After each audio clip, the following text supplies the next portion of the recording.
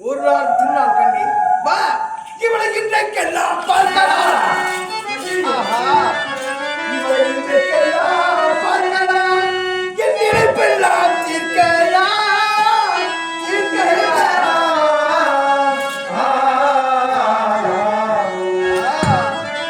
இவள் அண்டையிலே நின்று ஆதிக்கலம் செய்தால் அந்த பண்டேரிக்கு போன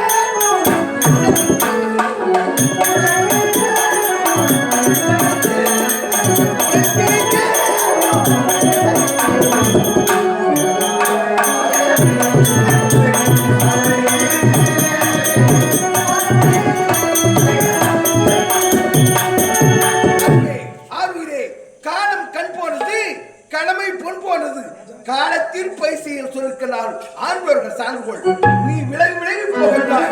நான் ஓடுவான் தவிக்க விடாமா? நான் மறக்கிறேன். நான் சொல்றதை கேளுங்க. மனம் என்ன மேடை முகம் ஒன்று ஆடு ஒன்று பாடு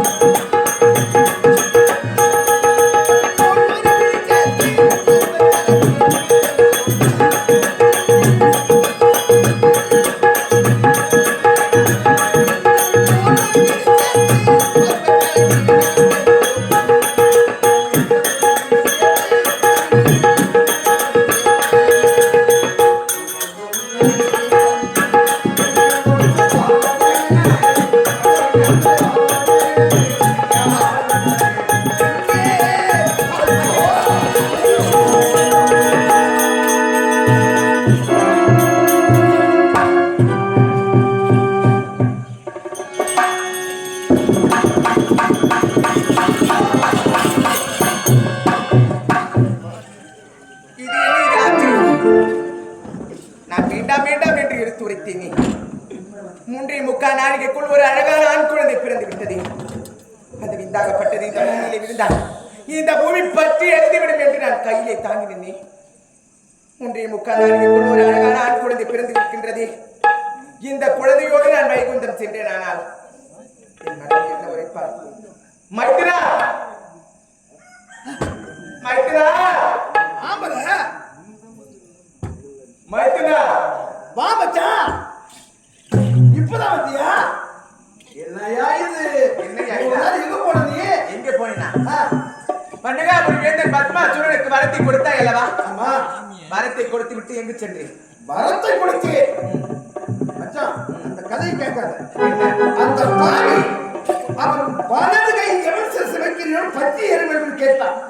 நான் வேண்டாம் முடியாது என்று கட்டாயப்படுத்தான். வரத்தை கொடுத்து என் முன்னோர்களாம் வரத்தை கொடுத்து அதெல்லாம் பொய்யாக அவர்கள் எதிர்விட்டார்கள். நீ கொடுத்தது உண்மையா பொய்யா என்று நான் என்னாட்டுக்கு சென்றால் நேராகும் காலத்தாழ்வாகும். அப்படி என்று என்னை கொடுத்திருந்தா என் சரசத்தை வைப்பாங்க. பயந்து கொண்டு நான் ஐவேல காய்க்குள் லிங்கமாக போய் அமர்ந்திருக்கிறேன். அதான் எனக்கு தெரியும். லிங்கமாக பலவனம் செய்து விட்டேன். ஆமா. நான் என்ன செய்தேன் தெரியுமா? அப்பொழுது நான் அரக்கர்கள் அழிப்பதற்காக தேவர்களின் குறை தீர்ப்பதற்காக நான் ஜெகன்மோகினி அவதாரம் எடுத்தேன். இப்பொழுது உங்களை நான் காப்பாற்றுவதற்காக நானே தான். அப்பொழுதே வேண்டாம் மைத்ரா, வேண்டாம் மைத்ரா என்று உரைத்தேன். ஏன் நான் தான் நாராயண மச்சான் அது சொல்ல எடுத்தேன். நான் எத்தனை முறை எடுத்து வைத்தேன். காமத்தின் கல்வின்னு சொல்லுவாங்க. இந்த ஜெகத்தியை வயக்கூடிய ஜெகன்மோகினி அவதாரம் எடுத்து பத்மாசுரனுக்காக எடுத்த அவதாரம். அவன் கதை முடிந்தது. அந்த உருவத்தோடு வந்ததால் இந்த விடைகள் இல்லை என்றால் இருவருக்கும் ஆசை வந்தது. எனக்கு ஆசை வந்தது. இருவர் ஒன்று சேர்ந்தோம் போல என் வீரியம் வெளிப்பட்டது. இந்த பூமியில் பற்றி எரியும் நினைத்து உன் கையிலே தாங்கி நிற்கின்றேன். இந்த கையிலே தாங்கி உடனே ஒரு ஆண் குழந்தை ஒரு ஆண் குழந்தை நான் இப்பொழுதே வாய்ப்பு வச்சிருக்கின்றேன்.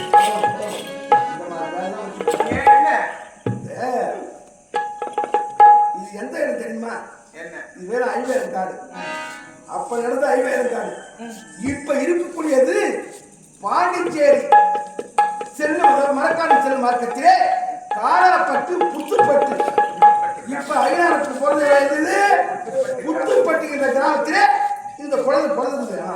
இது ஏன்னு கொடுத்துட்டாக்கா நான் உலகத்து மக்களை சொல்லலாம் படிகளுக்கு பரவல் என் கையில வச்சிருந்தா பார்ப்போர் கேட்போம் மூங்கில காருக்கு போவியா. அதனால நீ பெண்ணாக வந்த என்ன செய்வோம் நீங்க வச்சுக்க. இந்த குழந்தையோடு நான் வைகுண்டம் சென்றால் உங்க தங்கி இருக்கிறார்கள் லட்சுமி தேவி. ஆமா சும்மா விடுவேடா. சரி இதற்கெல்லாம் மூல காரணம் தானே. இது நல்லது. ஒரு வழி விட்டு செல்லுங்கள். நானே அனுப்பி வச்சுவேன். இருந்தாலும் அக்கறைக்கு அழிக்கக்கூடிய தெய்வம் நீங்கள். நான் காக்கக்கூடிய தெய்வம். இருவரும் கையில குழந்தைகள் அசிங்கம். ஆமாம். அதனால இந்த குழந்தை வளர வேண்டிய இடம் அவப்பார் வேள்விநாதர் முனிவர். குழந்தை வளர்க்கணும்னா அவரால் தான் முடியும். நீங்க கொடுங்க அவர்கிட்ட ஒப்படைச்சிட்டு முதலில் பெயரை வைக்க வேண்டும் அல்லவா? உண்மை நியாயம். நம் இருவருக்கும் சேர்ந்து இந்த 2 ஆண்களுக்கும் குழந்தை பிறக்கிறது. ஒரு குழந்தை பிறக்க வேண்டும் என்றால் ஒரு தாய் அவர்கள் 10 மாதங்கள் 300 நாள் வந்து சுக்கிட சமத்தி. அதாவது அது வழியாக குழந்தை பிறந்தலாம்.